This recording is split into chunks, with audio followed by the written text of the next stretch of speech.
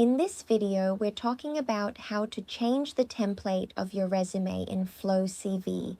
Go ahead and pick the resume you want to work on. Once you're inside the resume editor, just head over to the template section, usually on here in this Customize panel, and click on it. From there, you'll see Browse Templates.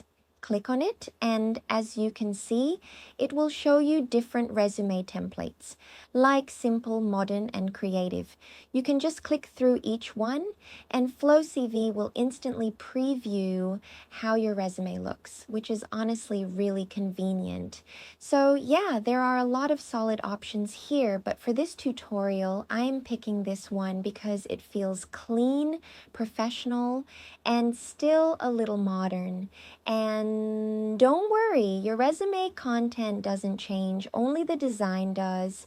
And that's basically how to change the template of your resume in FlowCV. Thank you so much for watching.